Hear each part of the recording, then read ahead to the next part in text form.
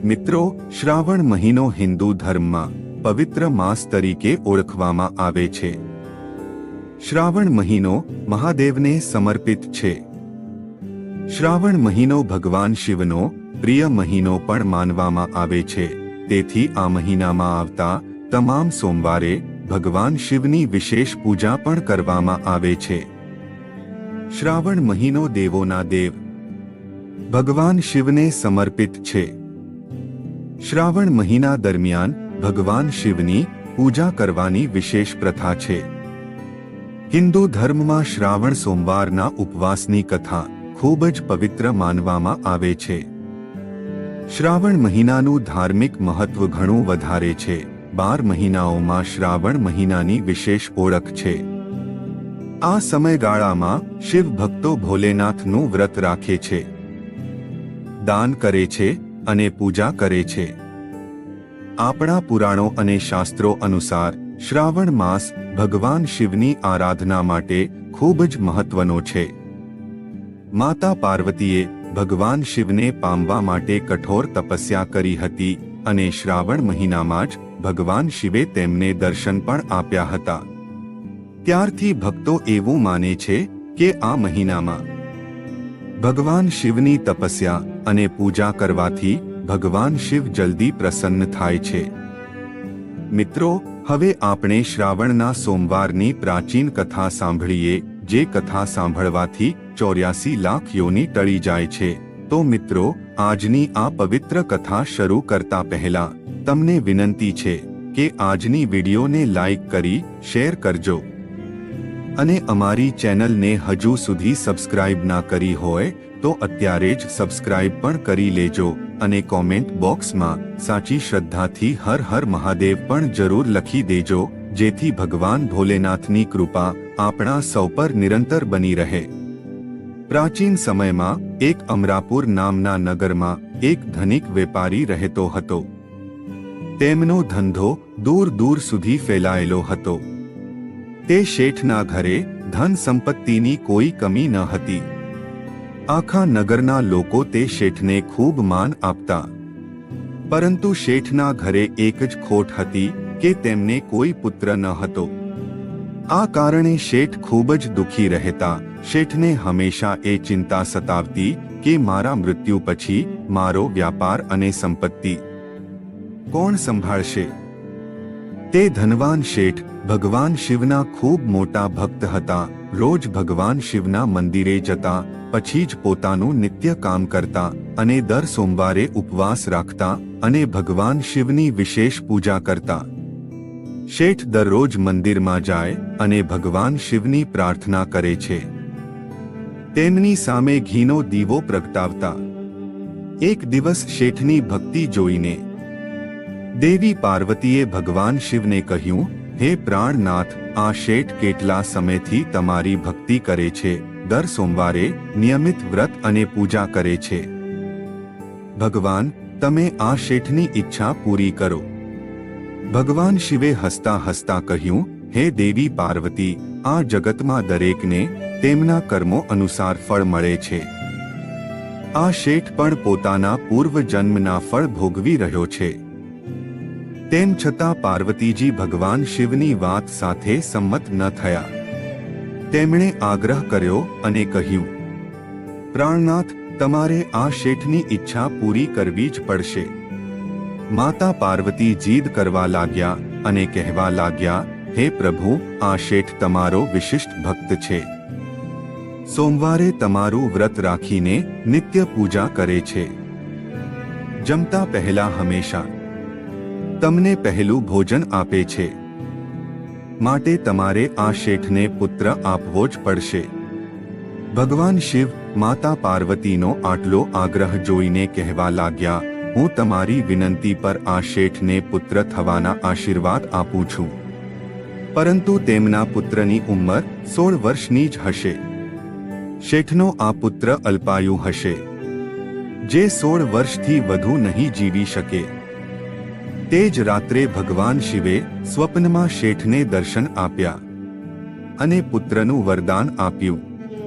અને આ પુત્ર 16 વર્ષથી વધુ નહીં જીવે એ પણ જણાવ્યું. પુત્ર પ્રાપ્તિના આશીર્વાદ મેળવીને શેઠને ખુશી તો થઈ, પરંતુ દીકરાના ટૂંકા જીવનની ચિંતા શેઠને થવા લાગી. થોડા મહિના પછી શેઠના ઘરે એક ખૂબ જ સુંદર પુત્રનો જન્મ થયો. તે શેઠ અને તેની પત્ની ખૂબ રાજી થયા અને આખા નગરમાં મીઠાઈ વહેંચી અને ખૂબ ધામધૂમથી પુત્રનો જન્મોત્સવ ઉજવાયો. શેઠને પુત્રના જન્મનો બહુ આનંદ ન હતો, કારણ કે તેઓ તેમના પુત્રના ટૂંકા જીવનનું રહસ્ય જાણતા હતા. આ રહસ્ય ઘરમાં કોઈ બીજું જાણતું ન હતું. શેઠના પુત્રનું નામકરણ થયું અને વિદ્વાન બ્રાહ્મણોએ તે પુત્રનું નામ અમર રાખ્યું.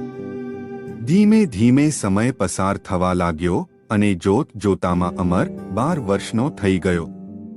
ત્યારે શેઠ અને તેમની પત્નીએ અમરને વિદ્યા મેળવવા માટે વારાણસી મોકલવાનું નક્કી કર્યું. વેપારીએ અમરના મામા દીપચંદને બોલાવ્યા અને કહ્યું કે હવે અમર શિક્ષા મેળવવાને યોગ્ય થઈ ગયો છે. તમે અમરને લઈને વારાણસી જાઓ. અમર તેના મામા દીપચાંદ સાથે વારાણસી જવા ચાલવા લાગ્યા. રસ્તામાં જ્યાં પણ અમર અને દીપચંદ રાતવાસો કરવા રોકતા, ત્યાં યજ્ઞ કરતા, પૂજા કરતા અને બ્રાહ્મણોને ભોજન પણ કરાવતા. ચાલતા ચાલતા અમર અને દીપચંદ એક નગરમાં પહોંચ્યા. એ નગરના રાજાની દીકરીનું લગ્ન હતું, તેથી આખા શહેરને શણગારવામાં આવ્યું હતું. જ્યારે અમર અને દીપચંદ તે નગરમાંથી પસાર થઈ રહ્યા હતા, તે જ સમયે રાજકુમારીને પરણવા બીજા રાજ્યના રાજા જાન લઈને આવી રહ્યા હતા. પરંતુ જે વરરાજા હતો તે એક આંખથી અંધ હતો અને આ કારણથી તે રાજા ખૂબ જ ચિંતિત હતો અને ડરતો હતો કે જ્યારે રાજકુમારીના પિતાને આ વાતની ખબર પડશે તો તેમના પુત્ર સાથે રાજકુમારીના વિવાહ નહીં કરે. જ્યારે વરરાજાના પિતાએ અમરને જોયો ત્યારે તેના મનમાં એક વિચાર આવ્યો અને તેણે વિચાર્યું કે મારા પુત્રની જગ્યાએ આ યુવકને વરરાજા બનાવી દઉં.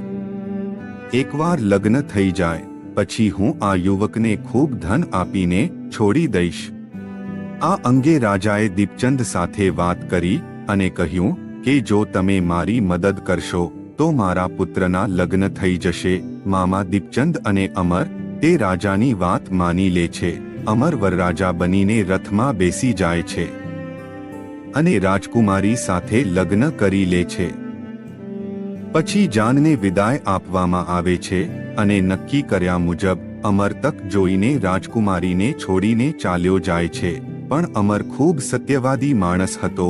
તેણે લગ્ન તો કરી લીધા, પરંતુ તે સચ્ચાઈ છુપાવી ન શક્યો અને જતા પહેલા રાજકુમારી પાસે એક પત્ર લખીને મૂકી ગયો.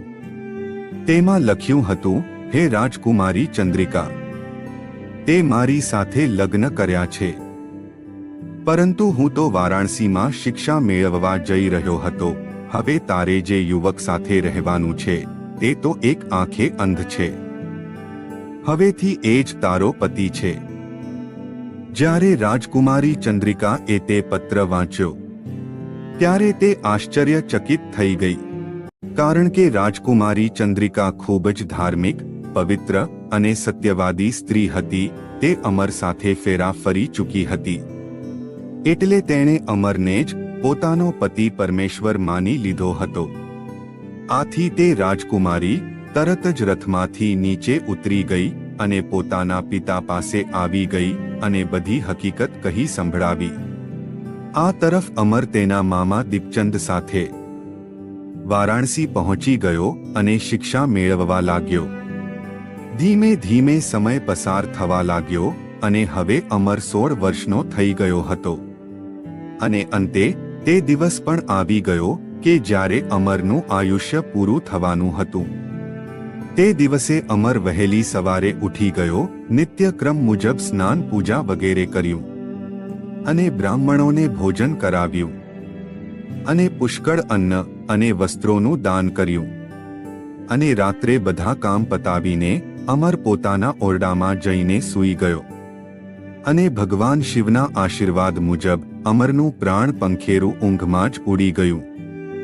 સૂર્યોદય થયો અને અમરના મામા એ જોયું તો અમર મૃત્યુ પામ્યો હતો અને મામા દીપચંદ ખૂબ વિલાપ કરવા લાગ્યા. આસપાસથી ઘણા લોકો એકત્રિત થઈ ગયા, અમરના મૃત્યુનું દુઃખ વ્યક્ત કરવા લાગ્યા. તે જ સમયે ત્યાંથી ભગવાન શિવ અને માતા પાર્વતી પસાર થઈ રહ્યા હતા.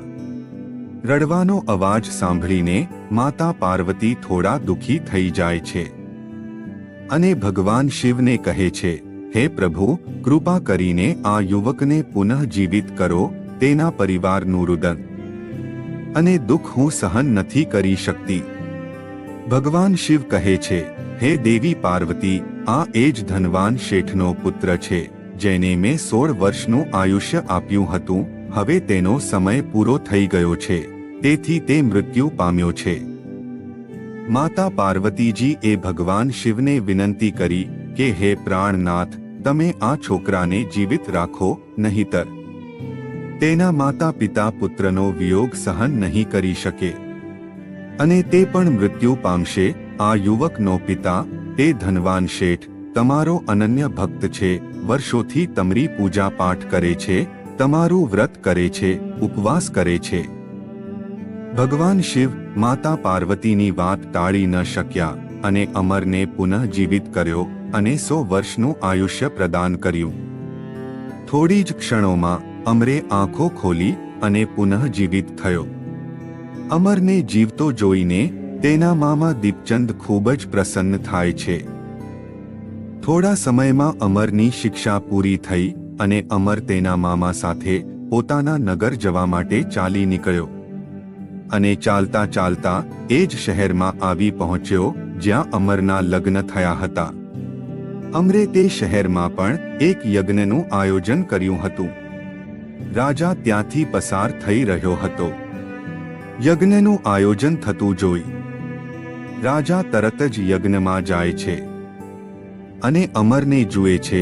રાજા તરત જ અમરને ઓળખી જાય છે અને પોતાના રાજમહેલમાં લઈ જાય છે, જ્યાં રાજકુમારી ચંદ્રિકા અમરની રાહ જોઈ રહી હતી. અમરને જોઈને રાજકુમારી ખૂબ જ ખુશ થઈ જાય છે. અમર થોડા દિવસ રાજમહેલમાં રોકાય છે અને પછી રાજકુમારીને લઈને પોતાના નગર જવા ચાલવા લાગે છે.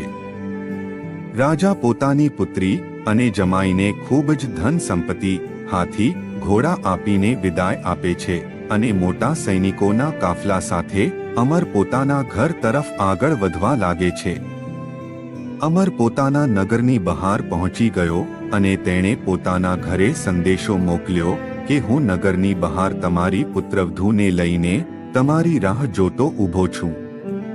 આ તરફ શેઠ અને તેની પત્ની ઘણા દિવસથી ભૂખ્યા તરસ્યા એક ઓરડામાં પોતાની જાતને બંધ કરી દીધા હતા, કારણ કે શેઠને ખબર હતી કે તેમનો પુત્ર 16 વર્ષે મૃત્યુ પામશે અને શેઠે મનોમન નક્કી કરી લીધું હતું કે જો મારો પુત્ર મૃત્યુ પામશે તો અમે પણ ભૂખ્યા તરસ્યા રહીને અમારા પ્રાણ ત્યાગી દઈશું. પોતાનો પુત્ર જીવિત છે અને નગરની બહાર અમારી રાહ જોઈ રહ્યો છે. આ સમાચાર સાંભળી શેઠ અને તેની પત્નીના ખુશીનો પાર નથી રહેતો.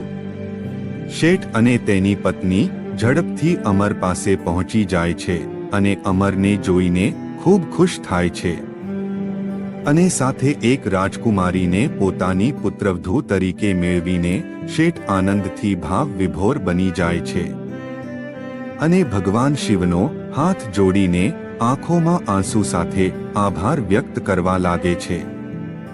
એ જ રાત્રે ભગવાન શિવ તે શેઠના સ્વપ્નમાં દર્શન આપે છે અને કહે છે, હે શ્રેષ્ઠી, મેં તારા પુત્રને 100 વર્ષનું આયુષ્ય પ્રદાન કર્યું છે.